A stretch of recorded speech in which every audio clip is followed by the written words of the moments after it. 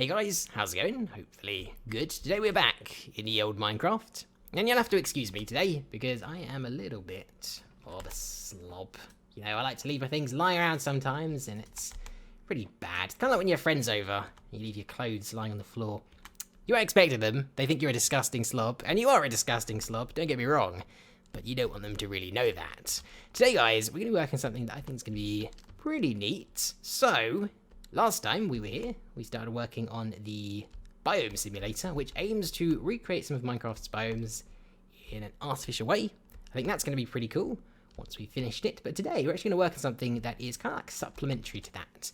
Now, you may have noticed that this is a big, dark cave, and big, dark caves happen to lack a certain something. Can you think what they lack? Probably by the title of the video, but that's actually what we're going to be working on today, a little bit later. But first, what we need to do is hit this button. Not that, not that, not that. Maybe I should just go into first person. This would solve my problems. So today, we're actually going to tidy up this cave just a little bit. Not entirely, because it's a pretty big cave. And a big cave is a big task. But there's a lot of messy bedrock and granite and stuff, and it looks pretty ugly. What we're going to do, though, is we're actually going to fix up this big hole here. Make it look a lot more attractive, hopefully. Nice, big, attractive hole. And also, we're going to try to fix the lighting a little bit, because obviously this is very dark, and we need to light this cave up. So this will both light the cave up and may also cause lag. Probably both. So yeah, it's very dark and it's very ugly, and we need to solve both of those problems. I just need to stop going into F5. Then this problem will be solved. So, what I was thinking of doing to actually light it up was basically fill all of the walls of this hole with sea lanterns, which could work pretty nicely. As you see, just place some of these down. That lights it up quite nicely. But the problem is, obviously, this is going to be filled with biomes. It's going to be occupied most of the time, so that's not really going to work out very well. So what we're going to try and do instead of that is, so this is a 64 by 64 block hole. And what we're going to do is, around it, we're going to have a 1 block border full of barriers, right? So if we fill, say, this bit right here to the other side of the big hole with barriers, basically what we create is kind of like a border. It's called a border. Well, I'm trying to overcomplicate a word that already exists. So if you do that, we've got a big wall of barriers, and if we put something like sea lanterns behind it, let me think. That is positive X. If we just change these coordinates, so minus 39 to minus 39. This might create a little bit of lag actually because it's light sources, but we'll have to see. Sea lantern.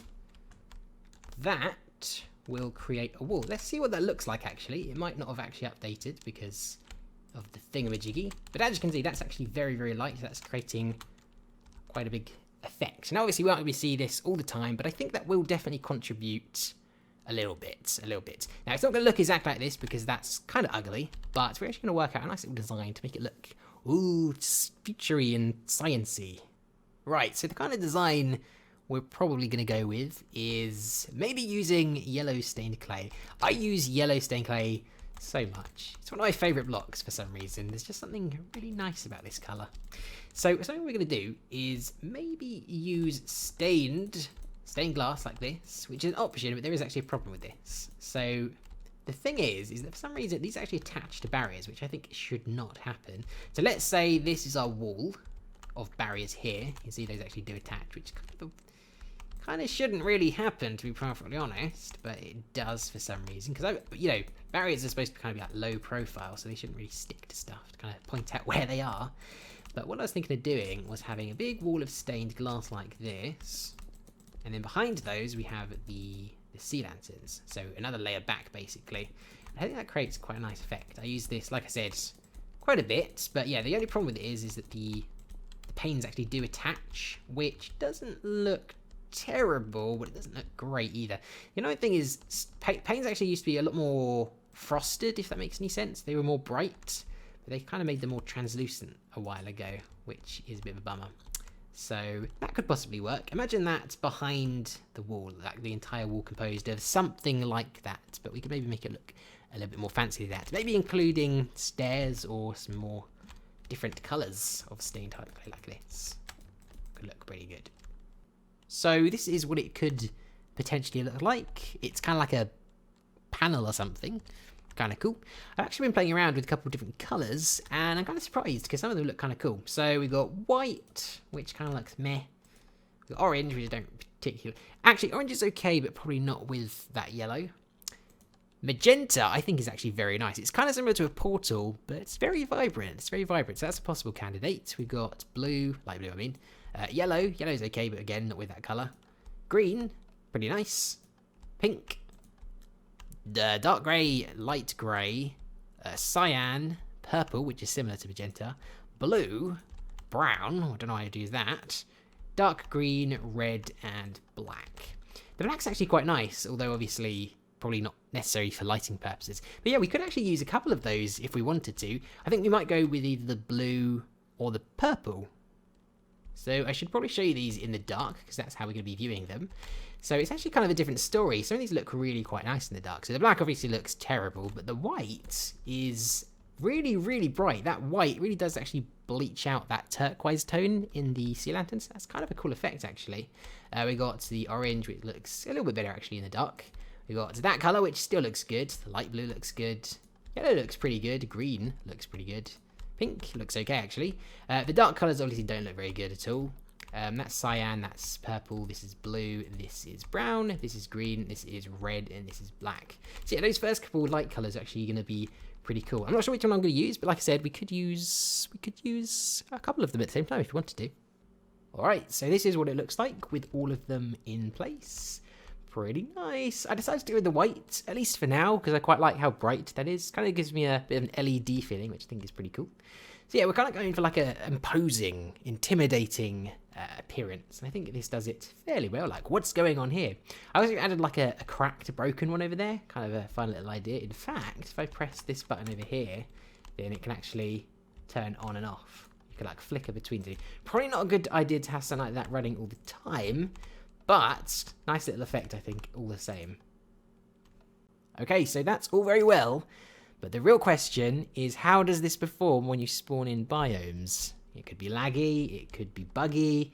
I'm imagining we're going to get some glitch lighting, but we'll have to see. So let's try with the ravine. I think that's the one that works the best normally.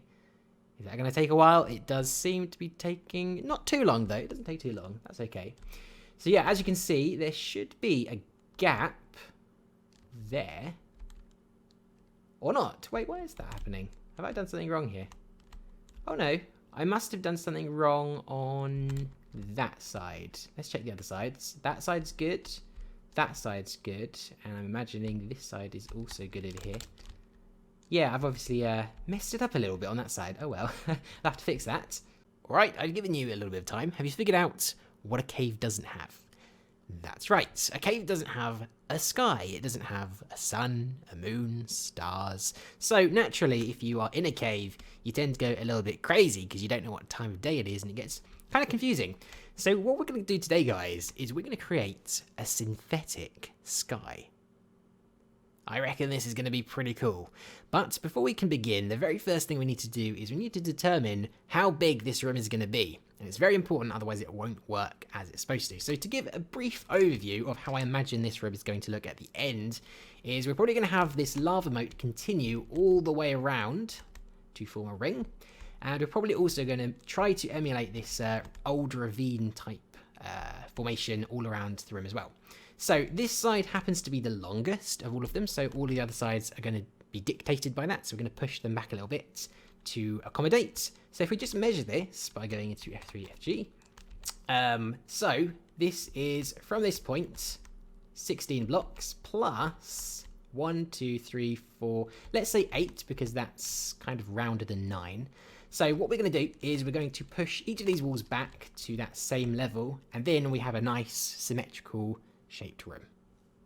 Okay, so we've shaved off some of the sides. This should be approximately the final size of the room. You can see over here, we had to work around it a little bit because we do have the control panel, didn't want to slice it in half, but that's okay, we can sort of just budge around it for the time being. So, like I said, we're going to be creating a fake sky. How exactly is that going to work? So what I'm imagining of doing here is creating something like a ribbon, right? So the ribbon would start around right here, where I'm looking at, and it would go all the way up this wall, all the way across the ceiling, and end on the opposite side down here. As you can see, a kind of visualization of what it might look like. Probably not using this block, but it will basically wrap around the entire room, and in the center of this border right here will be the actual fake sky. Okay, so this could possibly be what the ribbon looks like. Maybe we're experimenting with ideas. So I'll actually put a picture up on the screen right now. That is kind of what I'm going for, almost like a star chart on the ceiling. I think that could look really, really cool if done correctly. So yeah, we could go with this granity texture for the border, which could work. I'm kind of thinking an old-fashioned style could look really neat. As for the backdrop, we could use this dark purple. There's water up there. Could use this dark purple. There's not really many dark blue colors, unfortunately, but there are a few, like obsidian, this color, this kind of like a light one. What we could actually do is we could create like a pattern or something to create like a sky. That would be pretty interesting. We could also go with this end brick combo. That's kind of lunary themed, which could also look pretty good. But I don't know, you'll have to tell me. Maybe you have a suggestion of your own, but for the time being, maybe we'll stick with this and see how it goes. Okay, so we have a backdrop for our sky, but what can we actually do to make it a little bit more interesting? Because obviously our problem is that we can't see the sky. We can't tell the time of day or the time of night because there is no sky in a cave. So what are we going to do here? We're going to create a copy, an imitation of the lunar and solar cycles in Minecraft. We're going to create essentially a fake moon and a fake sun to go on our ceiling. So of course, if we want to pull off something like this, we need to be able to tell the time of day or time of night. Is there anything in Minecraft that can do that? Well, yes, there is. There is the daylight sensor. Now, the only problem with the daylight sensor is it's absolute garbage. In fact, we're just going to toss this into the fires of hell because that's where it belongs. The problem with daylight sensors is they're actually very inaccurate and they're also very broad. I never like daylight sensors because they never work how I feel they're supposed to work. They don't detect the right thing, and it's always off by something, and I hate working with them. Fortunately enough for us though, there actually is another way and a better way to tell exactly what time it is. So what is this mysterious alternative to daylight sensors? Well, it's called the stats command, and it may seem a little bit confusing at first, but it's actually fairly straightforward. So basically what it lets you do is it lets you transfer a number into a scoreboard based on the result of a command. Okay, so what does that mean? Well, first what you do is you bind this stat to an executor. An executor can be a command block, or it can be an entity executing on the behalf of a command block. So if you'll see on the right side of the screen, there's an objective called how many blocks, and basically what this is going to do is it's going to tell us how many blocks were changed. So let me just show you. So if I press this button right here, you'll see that my score will change to 5, okay? But if I actually change this again, so let's say we add 2 more and change it back to gold, you'll see that now it's 7 because 7 blocks were affected. We can adjust this yet again. We could put it down to 2 if we wanted to. And because 2 blocks are affected, our score is 2. The interesting thing is this works with pretty much any command that outputs some kind of number as a result. Now, of course, because this works with any number that is resulted from a command block's output, we can use this with a special command called time query. So if we type time query daytime, you'll see in the chat that we'll actually get a time of 11223. And basically, this is in ticks the game's time, so the daytime, not the game time, the daytime. So if we actually set this up to a clock, turn this guy on, and turn the daylight cycle back on with this button, you can see that as the sun moves forward, so the day progresses, the time will actually also increase on a tick level. This means we can actually very, very accurately tell what time of day it is, or what time of night it is. Right, so now that we are in control of time, we can now proceed into creating the sun and the moon. So how are we actually going to create the sun and the moon? We could use something like a glowstone and just plop some blocks up here. That would be the very cheap way of doing it. That kind of works, but it looks kind of naff, honestly, doesn't it? But we could use a different method that I think is going to be a lot more convincing. So we are, of course, going to use a couple custom models to recreate the sun and the moon, and these are the ones I actually have. So this is the sun. Looks like that. That actually looks quite like the original Minecraft sun. And this is the moon. This one needs some work. This one doesn't look too great, but for the time being, I think they'll both work pretty okay. Right, so problem number one is that these guys are actually very dark. So if I just spawn one of these in, like, say here, you'll see that it's pretty drab. In fact, if we get rid of the glowstone block, you can see that it's not very sunshine-like. It's supposed to be bright and nice and vibrant, but that is not the case currently. So, what can we do to solve this problem? Now, fortunately, I actually do have a solution. I made a video a while ago called Glow in the Dark Blocks, which does exactly as it implies. It makes textures or blocks glow in the dark, and that's exactly what we're using right here. But to get it to work, we actually need to modify this model just a little bit. Okay, so let's brighten these guys up. So how does this trick work? So you can see that the model is around about torso height. So what we're actually going to do is we're going to lower that model down just below feet level. And the reason that we do this is because we can trick the game into thinking that the model is in a light environment when in fact it's in a dark environment. So imagine that I am the armor stand right here. Well, we're in a light room right now, but if the model is actually translated lower down, then it'll actually appear in a dark environment. Let me just show you how that works. So if I place down a command block right here, and we summon this guy in red like that, you can see that that's very, very bright in comparison to the sun. But the thing is, we can get rid of this guy right here. In fact, we can actually close off the room entirely if we just do something like this. And you can see that even though everything around it is dark, the moon, or the texture at least, will actually still appear very, very bright. And that looks excellent for what we're trying to do. Okay, so we now have some very bright celestial objects, but now we need to make them move because that's what they typically do in real life. They can't just sit there looking pretty. So this is exactly why we needed to know what time of day it is, because we need to be able to accurately reflect if it's, you know, noon or midnight or something. So the next thing that we actually need to do is we need to know specifically in game ticks what time sunset and sunrise is. Now, if I think I've got it right, I think sunrise should be on this side and sunset should be on that side. I think I've actually built this room specifically so that it reflects that, hopefully. So yeah, we need to determine those two times, and then we can actually move all these things up accordingly. Well, this is very romantic, watching the sunset and the moon rise. So we want them to be around about here. I think it's around about, let's say the sunset is probably around 12,500. So that's around the time that should disappear from the sky, and the moon should be, as you can see, the stars are actually popping up. So now we need to know what time the sunrise is. Okay, so sunrise seems to be around 22,500 to 23,000.